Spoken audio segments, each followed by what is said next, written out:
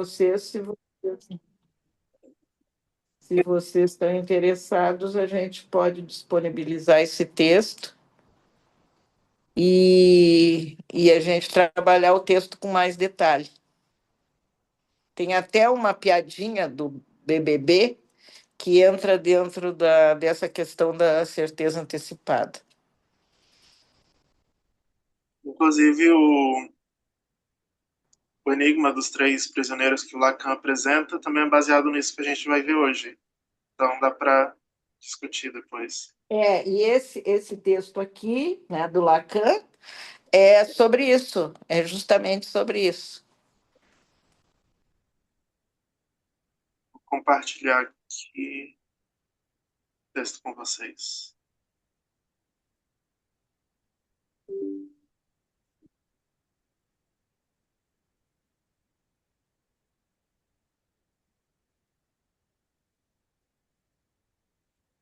Então, o título, né, que a gente escolheu para o encontro de hoje foi Somos Todos Jogadores Neuróticos. Tanto para adentrar essa questão do jogo, teoria dos jogos, como também a questão da neurose, que é o que a gente já vem trabalhando desde o ano passado. Então, só para introduzir, né, o que seria a teoria dos jogos, né, ela é uma teoria matemática e também da economia. Foi criada para se modelar fenômenos que podem ser observados quando dois ou mais agentes, ou no caso jogadores, né, de decisão interagem entre si. Ou seja, nesse sentido, qualquer interação que tenham duas pessoas ou mais poderia ser lida através dessa lente, né, de jogos. Ela fornece a linguagem para a descrição de processos de decisão conscientes e objetivos envolvendo mais do que um indivíduo. Então, aqui, a gente já tem uma pequena, grande diferença, né, com a psicanálise, que a teoria dos jogos ela é um processo consciente, né? Aí a gente poderia também adaptar para poder discutir acerca da psicanálise, mas compreendendo esses dois processos aí de modo diferente. Em um sentido bastante geral, podemos dizer que jogamos um jogo juntamente com outras pessoas sempre que precisamos decidir entre várias ações, de tal modo que a decisão depende da escolha das ações dos outros e de nossas preferências em relação aos resultados finais. No cerne de todo problema de teoria dos jogos, encontra-se um problema de decisão. Um ou mais jogadores precisam escolher entre várias ações, e a sua escolha é orientada por suas preferências em relação aos resultados esperados.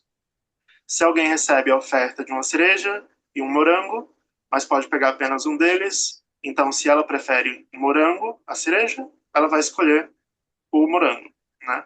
Isso é apresentado nesse livro, uma introdução à teoria de jogos para linguistas, e aqui a gente vai ver que a questão do desejo é o ponto principal.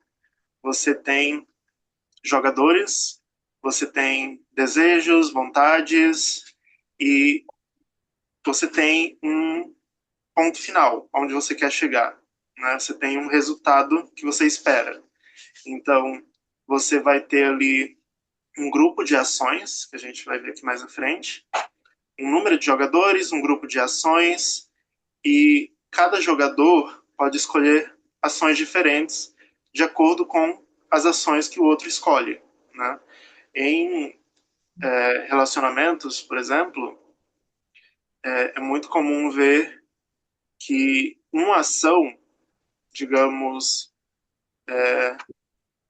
uma ação ruim, vamos colocar assim de modo mais geral. E quando uma pessoa age de modo ruim ou para fazer o mal a uma outra, e essa pessoa ela reage como ela tem uma boa reação, né? Ela tem, digamos, ela compreende o porquê dessa ação da pessoa. Então, a próxima jogada desse primeiro jogador vai ser repetir essa ação ruim, porque ela sabe que a ação anterior foi boa. Então, ela espera que a próxima também seja. E quando isso começa. a se repetir, que é onde vai entrar a questão principalmente da repetição, que a professora tinha falado, você vai encontrar um padrão, né? Mais à frente a gente tem um texto da, deixa eu ver aqui o nome dela, Anila Shazad, que ela vai analisar, né, através da teoria dos jogos, é, a guerra, né, entre Israel e Palestina. Né? Então ela analisa, ela mostra alguns gráficos mostrando o número de vítimas em alguns ataques, né, formulados por qual que é o nome do grupo? Mas na Ucrânia? Não, é Palestina e Ah, na Israel. Palestina e Israel. Uhum. Ah, o Hamas? Hamas, isso. Por algum motivo eu lembrava que tinha um S no nome, mas o Hamas. Enquanto eles atacavam, digamos, 10 pessoas, Israel respondia atacando 100 palestinos. E isso foi sendo documentado durante anos diferentes. Então, a cada 5 vítimas israelenses, eram 10 vezes aquele número de palestinos que sofriam. Então, ela tenta analisar, né, através dessa lente, por que, que o Hamas realizou um ataque muito maior do que os precedentes, sabendo que essa era sempre a reação que eles poderiam esperar vinda de Israel. E depois eu vou compartilhar esse texto com vocês, mas eu vou mostrar uns pontos que ela faz mais adiante. É aqui, Quem né? que, quem que é a autora? Já esqueci o nome dela. Aqui. Anila Shazad. Ainda. Uhum. Aí aqui o título do artigo dela é Israel and Gaza War, Geopolitics and the Game Theory. Eu vou enviar no grupo depois. Certo. Então, aqui, né, eu preciso levar em consideração o que eu falei, né, os desejos e as expectativas do outro. É bom sempre ter em mente que esse outro é um outro jogador. Isso não quer dizer que ele é um inimigo ou um adversário, mas que é um outro com interesses diferentes, possivelmente dos meus, né?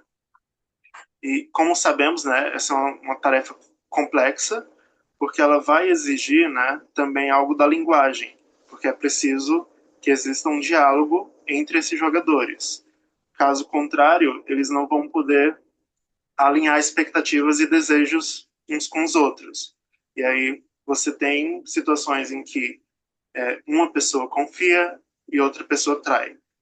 E ou você cai numa repetição, onde isso vai continuar sendo ali recorrente, ou você finaliza o jogo. Né? Então, você para de jogar com esse oponente, ou com esse outro jogador. Então, exige da linguagem uma construção simbólica rica e bem-sucedida. O perigo se encontra na possibilidade de os outros jogadores provarem que estão, na verdade, trapaceando, levando em consideração os seus interesses, de modo a conseguir ganhar o jogo dessas relações. E aqui, tanto vale, né, para governos, na política, na economia, quanto nas nossas relações diárias, né? Então, é algo que vai do micro ao macro facilmente.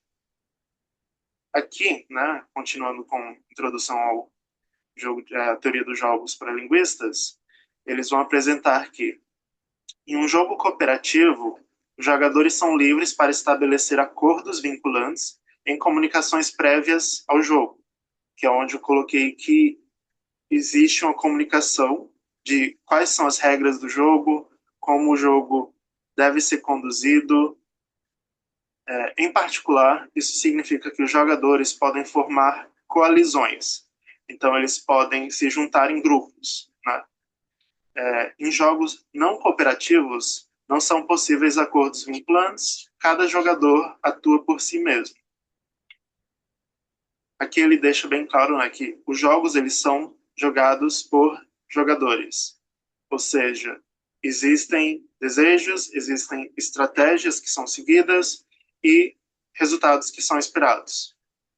Portanto, uma descrição de um jogo devemos definir um conjunto de jogadores, isto é, as pessoas que escolhem ações e possuem preferência sobre os resultados, são outcomes.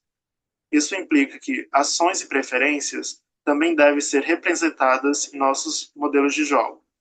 Seja, né, um número de jogadores, esse é o conjunto, você pode ter múltiplos jogadores. Então, supomos que para cada jogador exista um conjunto, né, esse A1, que reúne todas as ações ou movimentos que podem ser escolhidos por ele. Então, por exemplo, o jogador 1, ele tem um grupo de ações, esse A1, seria, por exemplo, cooperar ou trair. O jogador 2 também tem um grupo de ações dele, cooperar ou trair. E chamamos de A1 de conjunto de ações do jogador 1. Uma combinação de ações, o perfil de ações, é uma nupla, um conjunto múltiplo, né, finito, de ações, onde cada ação, né, escolhida por um jogador, ela vai pertencer ao conjunto de ações dele. Então, parte do pressuposto de que elas são realizadas simultaneamente. Então, no momento em que eu escolho agir e escolho uma dessas ações, o outro também vai agir. Então, eu não sei o que ele vai fazer e ele não sabe o que eu vou fazer. Em geral, distinguimos estratégias de ações. Isso se torna importante porque quando consideramos jogos dinâmicos ou sequenciais, as estratégias vão indicar aos jogadores o que fazer em cada situação de um jogo, dado o seu conhecimento prévio, e vão ser modeladas por funções que mapeiam sequências de eventos anteriores, né, histórias, em conjuntos de ações. Então, aquilo que eu falei de... vamos pensar, por exemplo, um relacionamento, um namoro, onde uma pessoa trai a confiança de outra e ela é perdoada. A partir da segunda vez em que ela faz isso, ela espera que ela vai ser perdoada novamente. E se ela é perdoada, a próxima vez ela também vai esperar que ela seja, porque se torna um padrão. Existe ali uma história prévia. Então, essa repetição ela vai se estabelecer, a não ser que um dos jogadores desista do jogo. Em um jogo estático, isto é, um jogo em que cada jogador realiza apenas um movimento, essas duas noções coincidem. Então, né, não se sabe o que o outro vai fazer dentro desse conjunto de ações. E isso me lembra, tem uma história que o Lacan conta do louva-a-Deus, que é um louva-a-Deus macho e outro fêmea, mas o louva-a-Deus, quando ele se vê refletido nos olhos do outro, ele não sabe se ele é o macho ou se ele é a fêmea, porque depois da relação deles, a fêmea ela vai matar o macho, ela vai comer ele. Então, existe aí uma questão de angústia, porque eu não sei qual vai ser a ação do outro. Eu não sei esse histórico.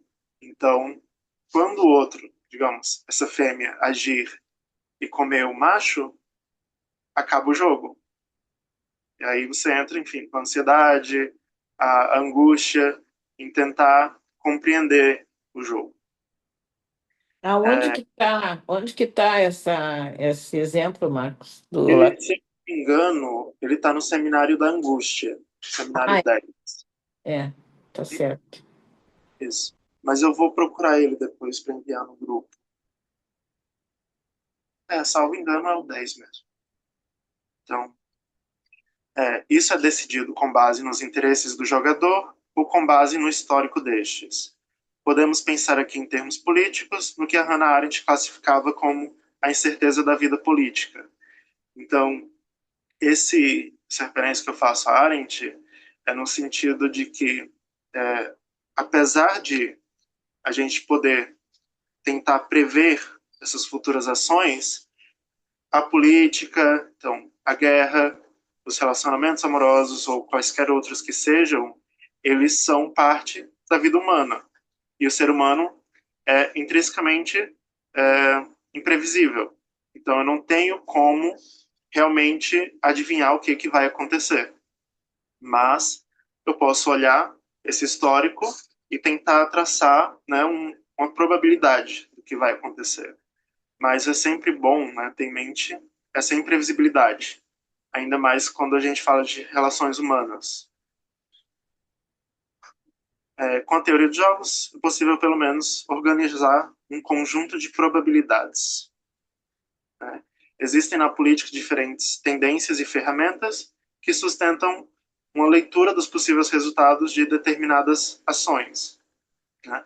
Isso a gente vê bastante quando um país declara guerra a outro, ou, por exemplo, algo mais recente, quando o Trump estava fazendo o tarifaço dele. A partir do momento em que ele define que vai aumentar as tarifas para um determinado país, é esperado que esse país vai retaliar. Então, você tem ali uma troca. Inclusive, o próprio Trump esperava que houvesse isso, né? Então, você tem um jogo onde você consegue adivinhar quais vão ser as ações a serem tomadas, né? Uma dessas ferramentas, né, é também a propaganda, porque a propaganda é uma forma de tentar ganhar o jogo. Nesse caso, ganhar favores a partir da mídia, do público. Aí aqui eu decidi trazer para vocês um texto, né, recente, acho que foi publicado essa semana, de um amigo meu, que vai trabalhar justamente essa questão da propaganda com as ações da Rússia contra a Ucrânia. Que o título do artigo dele é Trânsito Discursivo Russo no Contexto da Guerra Russo-Ucraniana, onde ele vai colocar que o discurso russo de hostilidade em tempos de guerra nos meios de comunicação constitui uma formação social específica. Nesse caso, ele representa não apenas a síntese das intenções, né, aquilo que eu falei dos desejos e vontades, dos conceitos ideológicos e das percepções históricas do regime de Putin, mas também descreve toda a era do seu governo por meio do prisma da compreensão política do papel da Rússia no mundo contemporâneo. Desde o início da invasão russa em larga escala da Ucrânia, a Rússia tem enfrentado a perda de uma representação midiática positiva nos meios de comunicação ocidentais. Ou seja, aqui você tem um resultado que é esperado dessas investidas propagandísticas da Rússia, né? Uma representação positiva dessa investida deles contra a Ucrânia. O discurso de guerra russo e a disposição favorável do Kremlin passaram a ser pouco reportados. Isso forçou a Rússia a buscar novos instrumentos relevantes para a transição do discurso político, a fim de obter aprovação e continuar a influenciar o público dos meios de comunicação ocidentais. Eu não trouxe aqui, né, mas ele analisa no artigo dele a primeira entrevista com jornalistas do Ocidente que o Putin fez assim que começou a guerra. Acho que em 2024 que ele deu essa entrevista. E uma dessas outras, né, ferramentas que ele usa é o humor. Né? Então ele faz algumas piadas, ele tenta colocar uma imagem favorável dele na mídia, também através do humor, que é uma outra coisa que a gente já tinha discutido no segundo encontro. Esse impacto é essencial para que a Rússia disponha de um instrumento de combate à narrativa crítica ocidental, criando uma imagem positiva das decisões do Estado russo, da ineficácia das sanções ocidentais e do apoio à Ucrânia. Mas, Marcos, não sei se ele fala no artigo, mas, por outro lado, a Ucrânia também faz o mesmo jogo de propaganda. Tanto que essas viagens todas, né, que o presidente da Ucrânia realiza, é tudo no sentido da propaganda, sabe? Então, a guerra, o sofrimento, né, a desolação, ela é usada nesse sentido lúdico, né, pelas essas esferas políticas, e como se fosse algo à parte, como se a guerra fosse algo à parte, né? Independente do sofrimento, independente de valores éticos.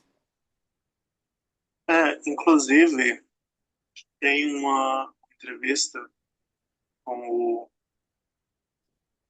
presidente da Ucrânia que a repórter perguntou se os filhos dele iam participar da guerra. Quando eles eram pequenos, eles falaram que queriam. E ele tenta escapar, né? E fala que a Ucrânia agora precisa de pessoas jovens para levar o país para o futuro. E ao mesmo tempo ele fala que eles são muito nacionalistas, que eles amam a Ucrânia. Então, por um lado, você tem essa chamada de pessoas jovens para ir para a guerra, não só da Ucrânia como de outros países, inclusive do Brasil, mas você também tem essa ideia de nacionalismo muito forte. Então, eles evitam participar, mas querem manter uma imagem. E toda guerra, né, qualquer uma que seja, tem dois lados, tem dois jogadores. Essas ferramentas não ficam só de um lado, né, como a senhora falou. Então, é uma guerra de propagandas.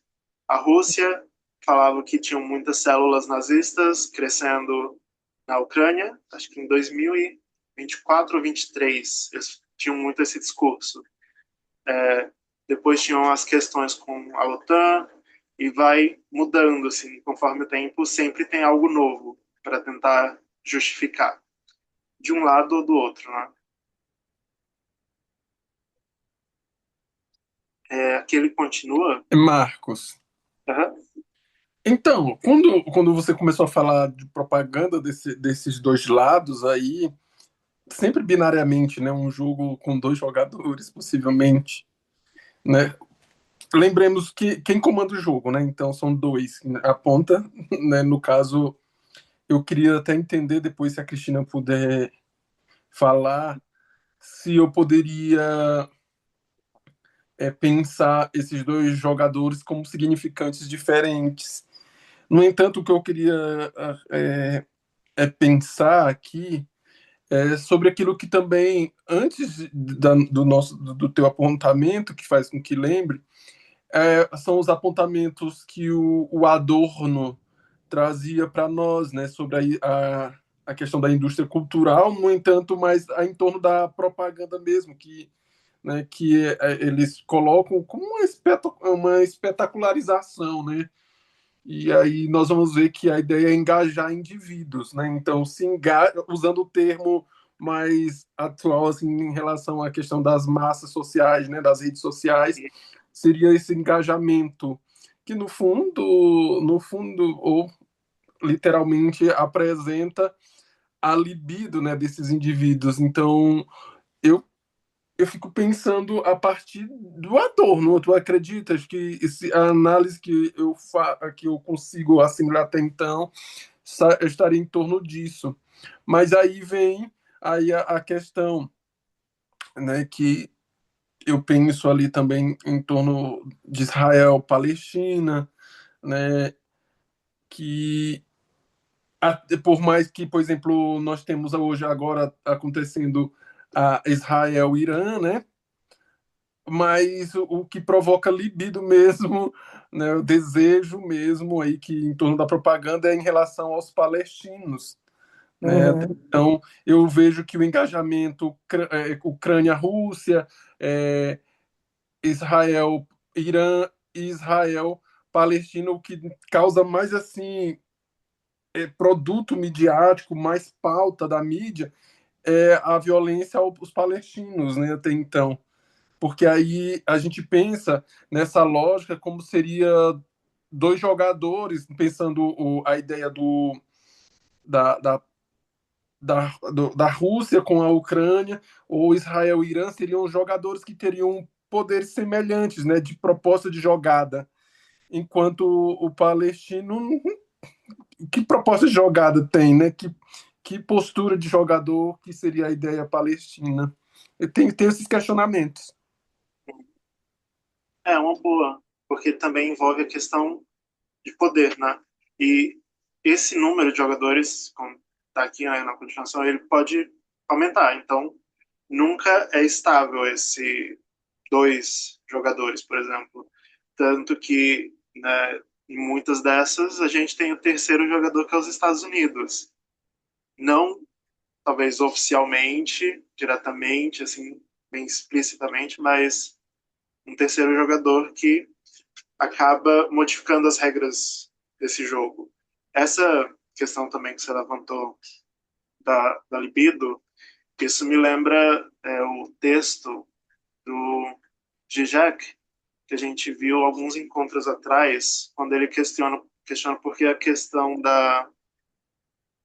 das guerras que acontecem na África não suscitarem essa mesma emoção, essa mesma reação que a da Palestina suscita, né? E aí tem várias discussões dos motivos pelos quais isso acontece, né? Um deles que eu vi recentemente era uma questão de cansaço da mídia, porque ao mesmo tempo, né, que essas guerras no continente africano acontecem, você tem muitas outras questões envolvendo países africanos. Então, por causa dessa constância, né, na mídia, acaba gerando cansaço. E quando essas outras guerras acontecem, você vê que é, entre aspas, uma novidade. Apesar de serem movimentos que já vêm se desenvolvendo há alguns anos, eles não são realmente representados na mídia. Então, Rússia e Ucrânia foi agora em 2023. Começou realmente a ficar na mídia.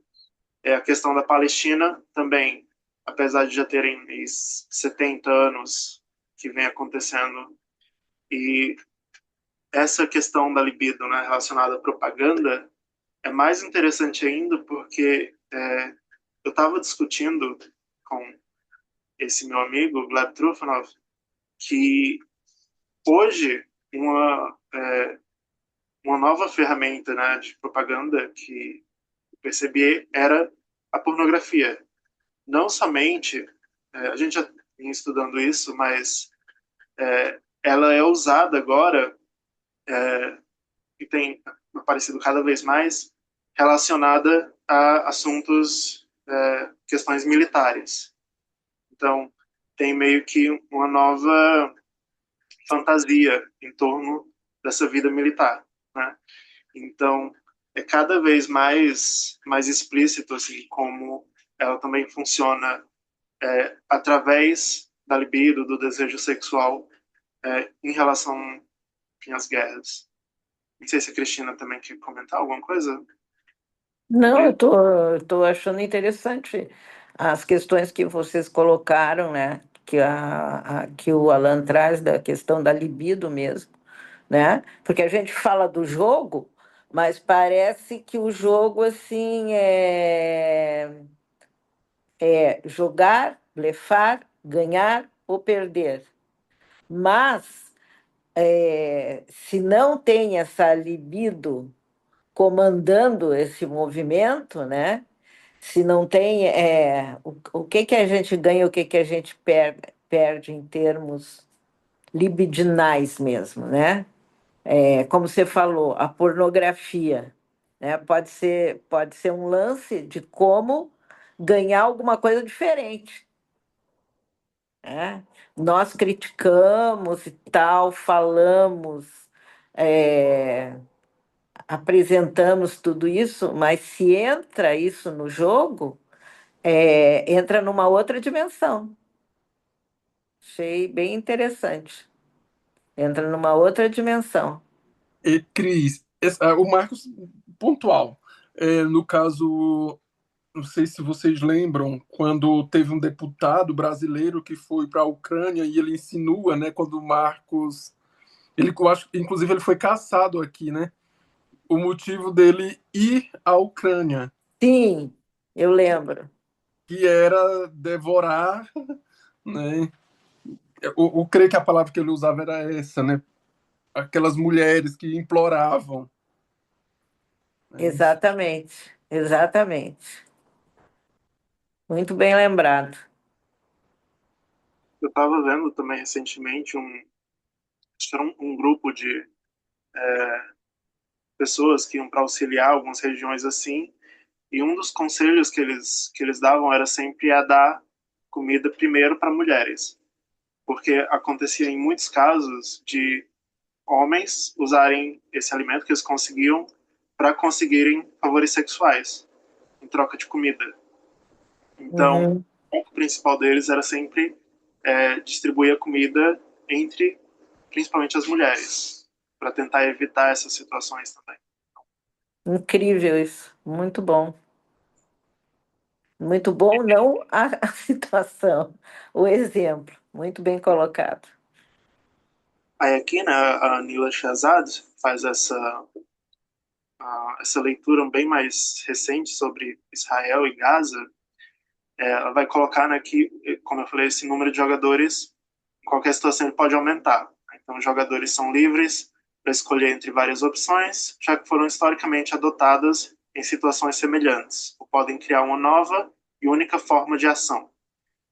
Na maioria dos casos, como os jogadores são condicionados, e todos os jogos já foram jogados diversas vezes ao longo da história, eles tendem a escolher entre opções já utilizadas anteriormente e, portanto, serão previsíveis até certo ponto para os seus oponentes. No entanto, sempre existe a possibilidade de que seres humanos reais, capazes de repensar suas ações, especialmente em tempos difíceis, encontrem novas escolhas e estratégias para jogar o mesmo jogo. Também é possível que, com o tempo, ao jogar repetidamente, os jogadores descubram maneiras de alterar o jogo ou combinar dois ou mais jogos dentro de um jogo aparentemente isolado. Isso é possível porque, assim como os próprios seres humanos, as situações e condições não são constantes, mas permanecem fluidas e estão sempre mudando com o tempo. O mesmo jogo, jogado algumas décadas depois, se encontrará em circunstâncias modificadas e em novos ambientes externos que podem afetá-lo de maneira diferente. Aí aqui entra, ela vai falar da questão da tecnologia, né? E queria lembrar dos gadgets, que a senhora também, a professora Cristina, já tinha comentado em alguns outros encontros. Ele contará com mais história, jogadores mais habilidosos, maior desenvolvimento tecnológico, mais velocidade e pensamento estratégico, em um mundo com menos recursos, distâncias encurtadas, tempos de reação menores e estruturas morais menos intactas. Portanto, se você estiver jogando uma réplica exata de um jogo já jogado anteriormente, inevitavelmente estará jogando um novo jogo. Então, Isso aí dos gadgets foi a escola de Frankfurt também que introduziu, né? Justamente porque no pós-guerra, né, continuava o jogo, né? Mas as recompensas eram todas substituídas por isso. uhum. E essa questão da tecnologia, principalmente, quando você pensa, por exemplo, tem Guerra X e 20 anos depois, Guerra Y, já são tempos diferentes, né? A gente pode pensar, como o Alan comentou, sobre as redes sociais. Não tem como você jogar esse jogo da mesma forma, porque agora você tem um público diferente para o que está acontecendo, reações diferentes e mais rápidas. Você tem mais formas de tentar modificar esse jogo de alguma forma, né? Através da internet. Aqui, quase finalizando, eu trouxe uma música do Fleetwood Mac, talvez vocês conheçam, que é Dreams. Isso aqui não vai demorar muito, mas só para fazer algo um pouco mais leve e mudar um pouco o tópico da guerra para essas outras guerras menores, né, que são as relações intersubjetivas, amorosas. Aqui, né, nessa música, a gente vai ter também dois jogadores, não? Então, deixa eu ver se eu consigo colocar.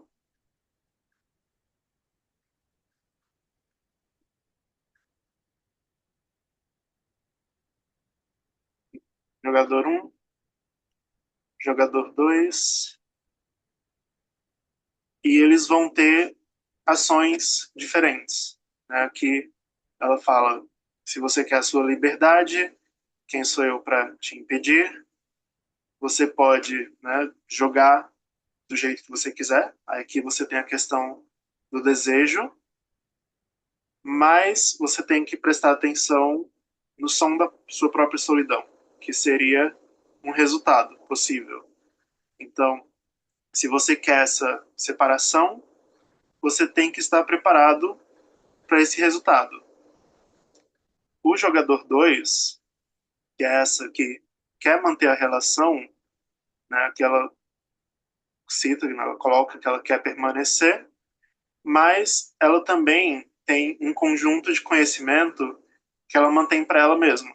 São as ações, esse histórico de repetição, né, de término e volta, essas idas e vindas do relacionamento. Então, aqui ela fala: aqui vou eu novamente, com as minhas visões de cristal, mas eu mantenho as minhas visões para mim mesmo. Aqui, nesse momento, ela tem, digamos assim, não só um conhecimento, como ações que ela poderia tomar. Então, ela pode tanto tentar manter esse relacionamento, ou tentar finalizar o jogo, que é o que o jogador 1 quer. E, por último, aqui ela vai dizer: jogadores só te amam enquanto eles estão jogando. E aqui entra a questão de que o amor vai ser uma questão condicional, né? Então, ele não é infinito. Ele vai ter um fim de acordo com as ações que o outro toma. Então, né, a gente tem jogador A e B e as estratégias deles, né? Um é buscar liberdade e manter distância.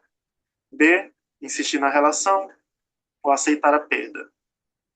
Então, né, o amor é condicional, depende das estratégias do outro jogador, enquanto que, ao mesmo tempo, as informações são insuficientes ou ambíguas, no caso da troca, né, de diálogo, porque algumas informações que são ocultadas do outro jogador, elas vão poder influenciar as ações do jogador, mesmo que o outro não saiba quais são essas informações.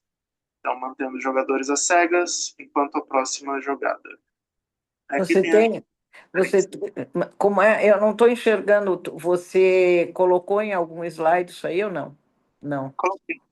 É, Não eu tá não aparecendo. tô, não, para mim não está aparecendo.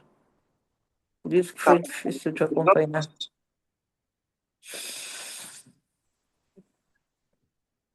tá aparecendo para ti, Alan? Ah, agora tá. Ah, Agora tá. É, eu mexi aqui, agora tá. tá aqui. Então, jogador A e B Ah, e tá. as estratégias de cada um. Ah, tá. Tá legal. Eu não tava conseguindo localizar. Aí aqui tem as referências que eu usei, né? Depois eu vou compartilhar com vocês os slides no grupo. Aí Como agora, que é o nome como que é o nome da música que você falou? Dreams. Deixa eu ver, acho que eu não coloquei aqui, mas é Dreams, do Fleetwood Mac.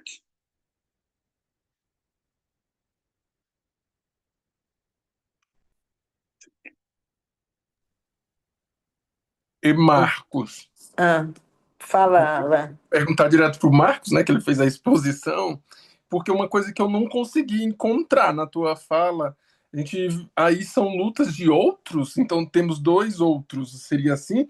Esses jogadores, que nome eu poderia linguisticamente dizer, né? É, é, quem seria esses jogadores? Aí que tá. Ou Vai quais depender. seriam? Aham. Aí depende. Tanto podem ser, por exemplo, instituições, dependendo, pode ser governos, países. Então, esse modelo da teoria de jogo, ele é bem básico. Então, só vai ser, né, jogador A e B, mas, né, a partir da psicanálise a gente colocaria o sujeito, né?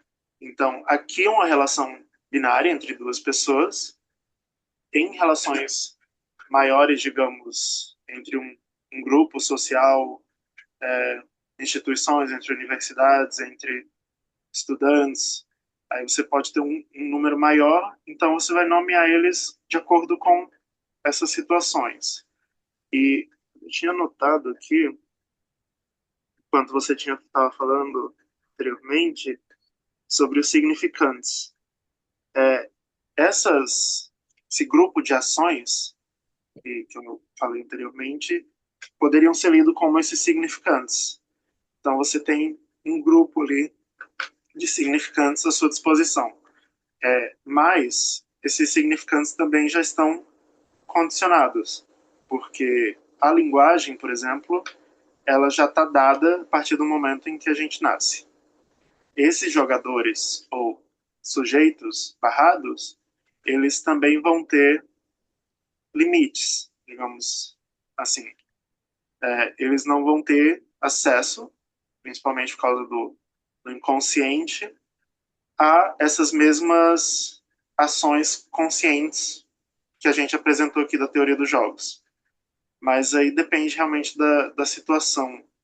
Aí você poderia nomear A ou B. Quem seria quem? Ou qual dos dois seria o melhor jogador, digamos assim. O Lacan inventou um dispositivo que vocês conhecem muito bem, principalmente quem faz cartel. Não sei se algum de vocês aí faz. Que no cartel são quatro jogadores, né? E aí com todas as possibilidades de integração, né? 2-2, 3-1 e assim por diante. Só que ele inventou um outro, nesse dispositivo, um significante que se chama mais um. Seria um. Não é um jogador. Nessa teoria dos jogos aí, poderia ser o supervisor.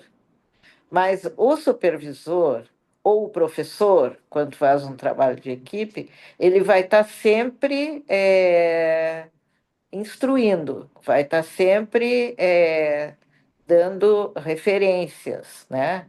Vai estar sempre colaborando. Mas a função do mais um não é essa. A função do mais um é justamente ficar de fora para que aqueles quatro saibam que tem alguém de fora observando.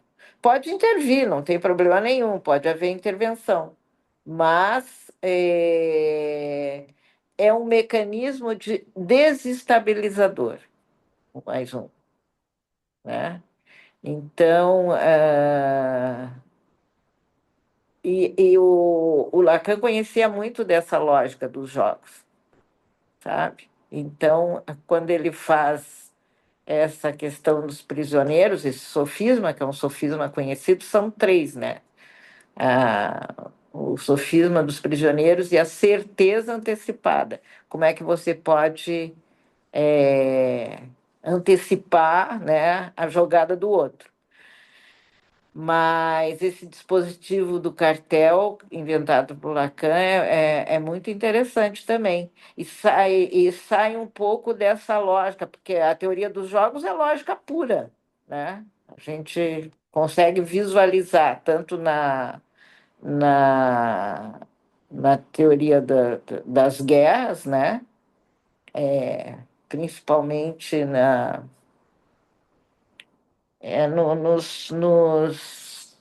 nos tabuleiros de guerra mesmo, né? Então, é bem interessante você saber que você está se valendo disso. Aí é uma questão de estratégia e também tática, né? E isso desde a antiguidade, né? Os gregos e os romanos já faziam isso, já trabalhavam com esses elementos da estratégia e da tática. Então, quando a gente traz isso para a psicanálise, eu acho que isso nos questiona como o Marx bem falou, porque se trata de S barrado, sujeitos barrados, e o inconsciente, né, que está por trás. Ao passo que nessas guerras nós temos, aí vocês citaram tanto o Trump como esses outros chefes de Estado, o que eles são nesses significantes? Eles são S1, significantes mestres, né? E nas nossas guerras assim, subjetivas, nós somos sujeitos barrados. Cris, é exatamente quando vocês falavam aí, né, que eu lembrei e que de uma parte que a Butler traz para nós quando ela fala do Levinas, né, que o Levinas diz que o outro é o único ser que eu posso desejar matar, né? E aí a Butler lembra ao Levinas do Spinoza, da ética do Spinoza, aí quando você traz a questão da ética aí para nós, que a ética ela diz o seguinte: o Spinoza lembra que o desejo de viver uma vida justa requer um desejo de viver. A persistência da vida, sugerindo que a ética deve ser sempre organizar alguns impulsos da vida, mesmo que com um estado superegóico, a ética ameace se tornar uma cultura do puro desejo de morte. Aí, é isso aí que eu ia perguntar ao Marcos. Né? O objetivo do jogo, né? Seria um desejo por uma cultura. Não sei, até então eu fico perdidinho quando você fala sobre a ideia. Porque quando a gente pensa em jogo, né? Mesmo que possamos pensar, por exemplo, na parte dessa lógica que você apresentou, tem um objetivo. Aí até então eu não consegui entender. Construir o quê? Porque, querendo ou não, nós temos. A Cristina falou do dispositivo do cartel, que tem esse mais um, né? Aí que agiria como um suporte ético. Aí. Você não está perdido, não. Acho que você está acompanhando bem. Não sei o que o Marcos tem a dizer. Não muito, eu também tenho que pensar um pouco mais nisso, mas isso eu estava lembrando agora, tem um professor canadense que ele apresentou a teoria dos jogos e ele estava atrelando isso, digamos, a busca por parceiros. Então, por exemplo, aí entra a questão biológica de classe, raça, status, acho que eram essas que ele trabalhava. Mas ele colocava grupos de 5 homens, 5 mulheres. O objetivo seria o básico, procriar. Então, É você nesse sentido que eu ia dizer. Então, isso tudo não é na linguagem mais psicanalítica que nós já trabalhamos, isso não é pornografia? a questão do gozo. Essa Aham. vai ser outra que vai entrar. Eu preciso de mais tempo para analisar bem, porque eu tive que preparar o meio que de última hora, mas essa questão biológica, do gozo, da pornografia, tá toda implicada aí também. Jesus. Tem um que, se eu não me engano, chama Jogo dos Sexos também. Eu vou depois te mandar uma professora que analisa isso de forma um pouco mais clara. Mas essa, por exemplo, questão biológica, ele coloca nesses dois grupos, né? Homens, mulheres, e tem um que está no topo, porque é o que tem mais dinheiro, é o que é mais bonito, mais alto, tem mais status. Então, ele seria o que é mais atraente no sentido de reprodução para esse outro grupo. Então, do número um, que seria a menos favorável até a mais favorável, todas estariam querendo jogar com esse jogador no topo. Os jogadores, né, do lado masculino estariam é, um pouco mais deslocados ali, tanto biologicamente, na questão de status, raça, o que quer que seja. Mas aí o problema é a competição no jogo também aumenta. Então, o 5 ele era o mais propício, mas ele passa a ser a pior opção por causa dessa competição maior. Então elas vão em busca dos jogadores que estão, entre aspas, abaixo dele. Enfim, é uma questão complexa, mas o ponto é que o objetivo seria procriação. Outro. Sim. Não, não, estava pensando. Eu estava pensando também, principalmente nessa questão do último encontro, no que a Shirley tinha apresentado sobre essas pacientes que, enfim, voltam para o parceiro e correm Aham. riscos, porque ali é onde estava implicada a questão que eu falei tanto da repetição, né, de padrões, a partir do momento em que o parceiro age de uma determinada forma e ele é perdoado, a próxima vez que ele age, ele vai ser perdoado novamente, e aí o jogo se repete, até que um dos dois resolve por fim ao jogo. Né?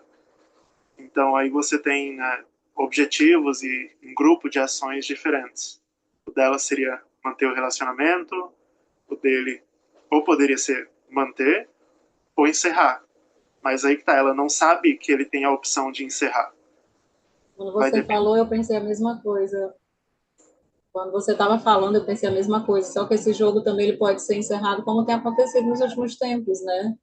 Não é ela quem encerra, mas ela perde a vida e aí o jogo acaba. Uhum. Aí tem que ver Exatamente. também quais são, né, os outros motivos pelos quais ele fez isso. Porque, né, falando de pessoas, tem a questão do inconsciente, às vezes você não consegue explicar logicamente a escolha de uma ação.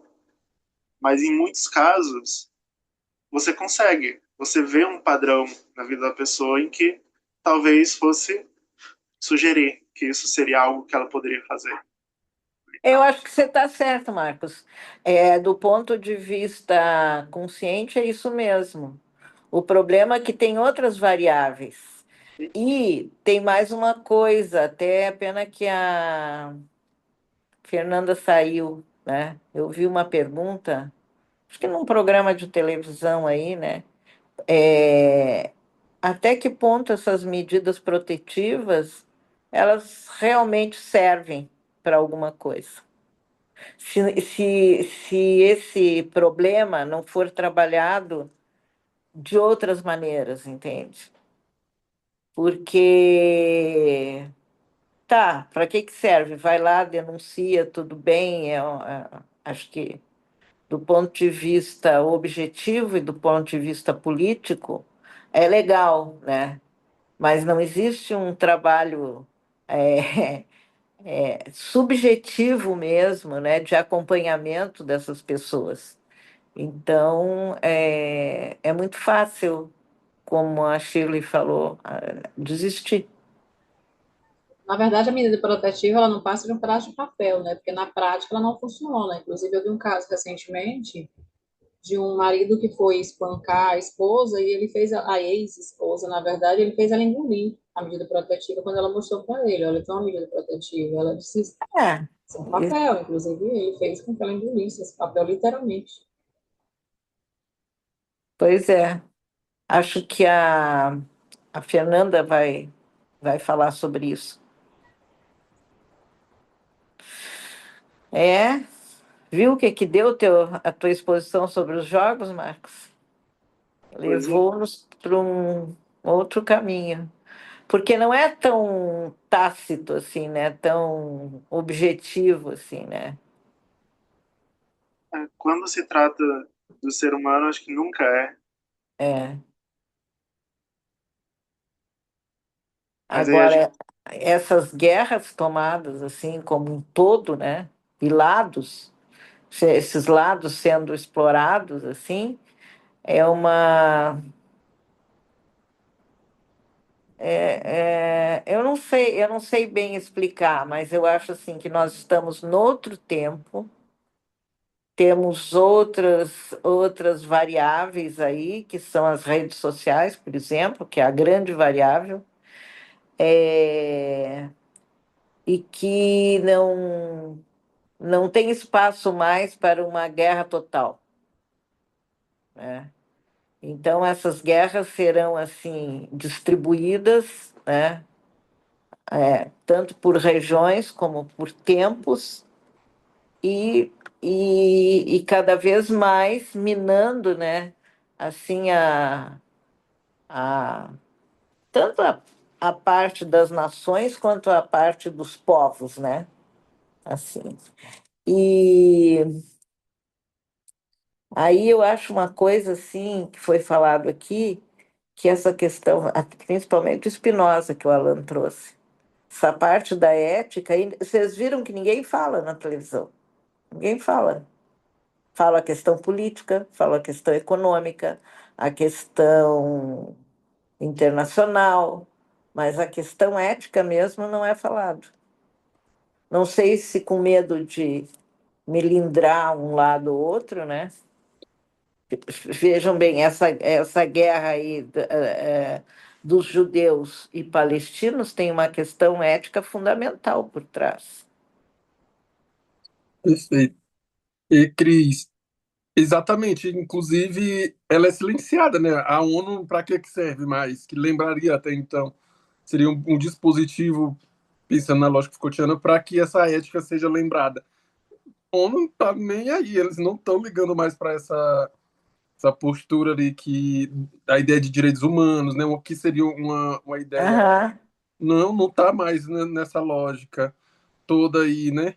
E, inclusive, quando o Marx falava de jogo, a única referência que eu vinha de jogo, ou o que eu estava conseguindo olhar assim, seria a leitura que o Gadamer, né, que tem, ele faz não sei se é um livro dele, A Verdade e o Método, né? É claro que ele vai determinando ali como é que funciona, onde o jogador não é necessariamente o jogador que faz o jogo, o jogo em si já faz com que o jogo seja jogado, né? Então, tem uma questão assim, e aí eu estava lembrando desse detalhe que a ética faz, né? Que seria a proposta do Gadamer.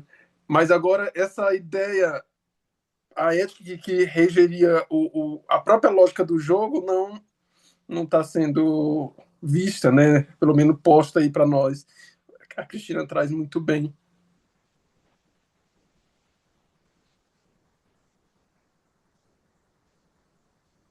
A Laís, não, isso, Laísa. A Laísa também comentou aqui sobre a questão do poder, né, principalmente no Foucault. É isso que eu ia falar também. Obrigada, Laísa. Eu ia falar do Foucault.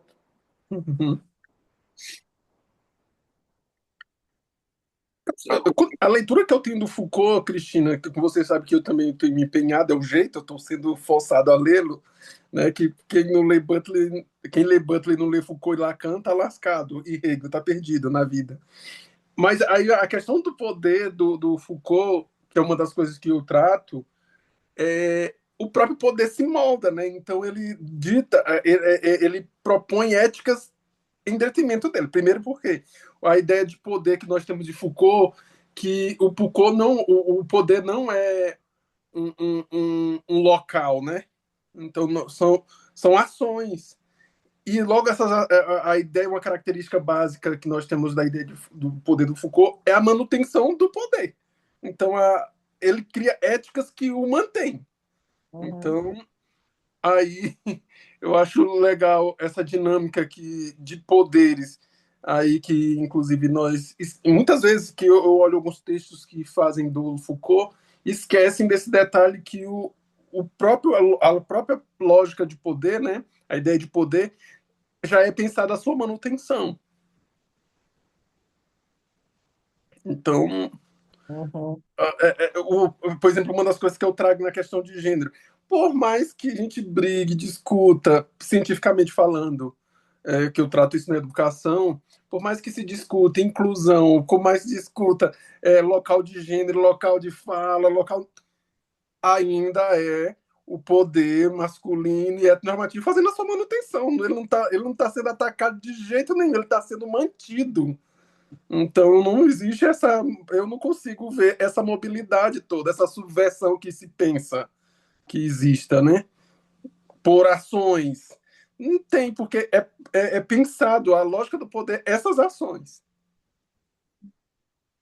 Por isso que quando a Cristina falava sobre a medida protetiva, eu só penso assim, por mais que tenham essas ações, mas é apenas uma forma da opressão masculina continuar, é manutenção da opressão masculina. E aí a gente vê ela escancarada, quando a Shirley falava que foi feita a mulher engolir o papel. A escancara. Uhum. É no real, né? É exatamente, É no real. exatamente. Aí minha briga, Cristina, é culpa sua. Eu não sei se o Marcos tem mais alguma coisa para falar, mas